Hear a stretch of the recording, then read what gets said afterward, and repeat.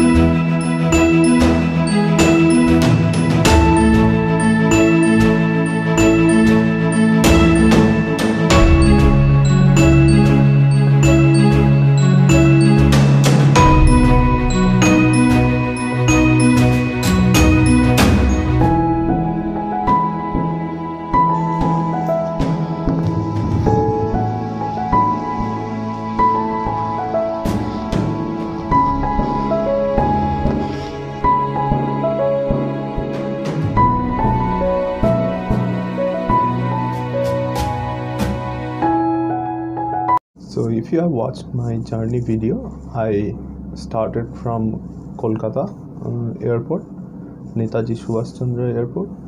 From there I went to Singapore, and after a long layover I took a flight to Melbourne. From Melbourne I took a flight to Hobart, and so in between you are met by immigration agents at 2 points. One from your home country, for my case in India, from where I started at Kolkata. So there were immigration agents at Kolkata airport. So they checked my visa, my passport. They asked me like where I stay in Kolkata, what's my father's name, and my date of birth. And after that, he allowed me to go through the gates. So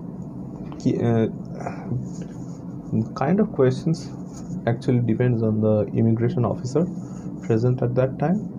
So if he wants more information, he may ask you more questions, but in generally this is all that he asks: your visa, your passport, like where you stay, your father's name, and your date of birth, and what are you going to study in Australia and which university. That's the maximum questions that they will ask, probably, because the airport is a busy place. They don't want to keep you standing like over there. It's not really safe. After that, your next immigration encounter will be at the point of entry to the country. So wherever you first land in Australia, that will be your port of entry. At port of entry, you will meet immigration agents and customs agents. So before that, in the plane they will give you a form where you have to declare what you are bringing with you, like spices, foods, etc. Like you can find the form online. I will also probably add a link in the description of the video. You can check that out and like prepare. So what I had with me was like common over the counter medicines and some Indian spices, and probably I also had like kitchen knives. So I declared that I have some medicines, and I didn't know for sure whether kitchen knives can be considered as weapons. So I said, yeah, I have kitchen knives, so if you consider that as weapons, then sure. So be truthful in that form and be very specific and declare whatever you have.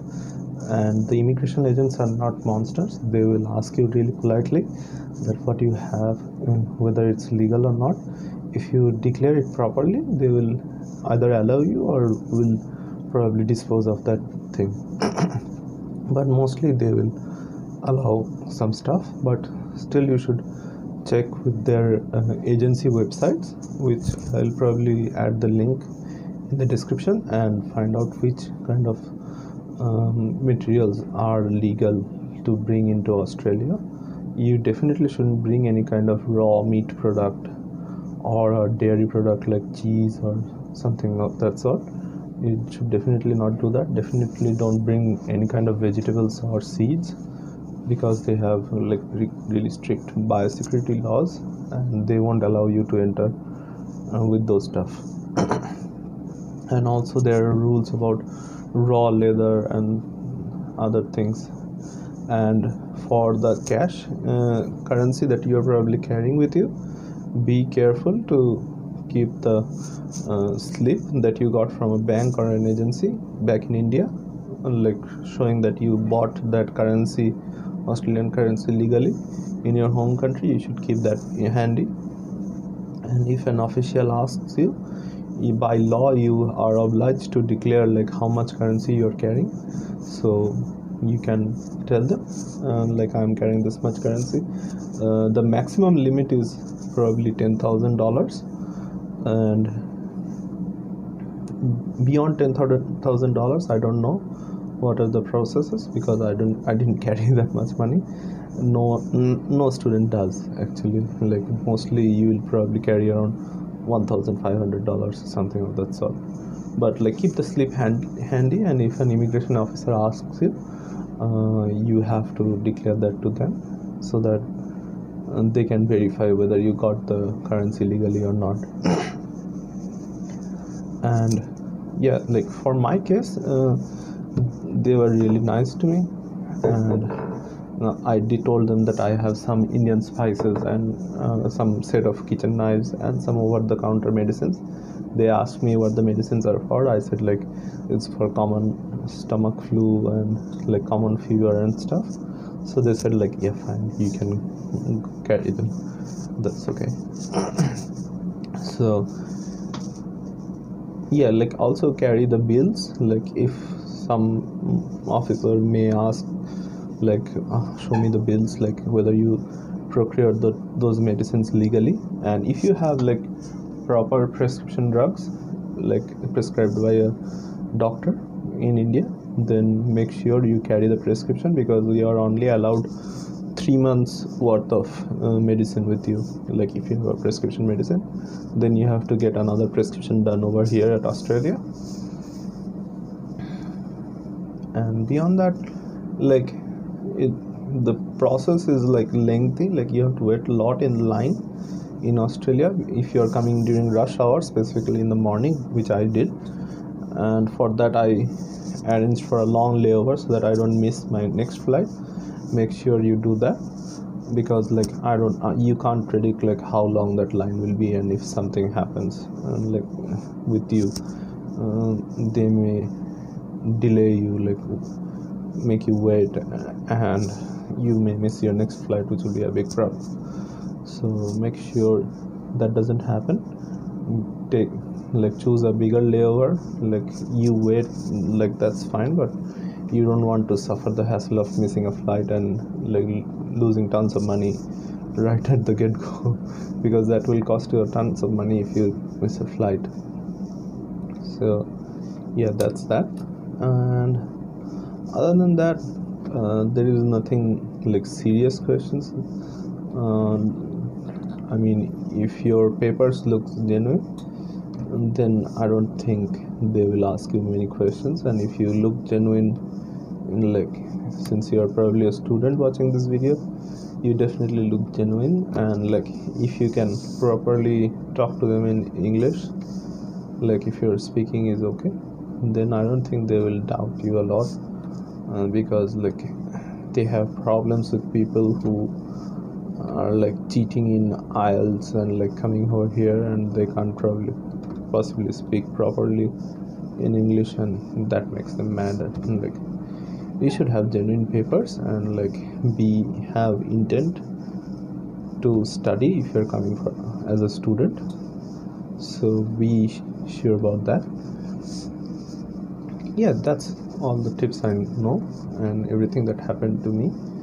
Like if you declare everything properly, there is not a big issue, specifically with Melbourne. Like I don't know, because I heard like Sydney is much easier to go through, maybe because of less traffic. Yeah, probably because of that.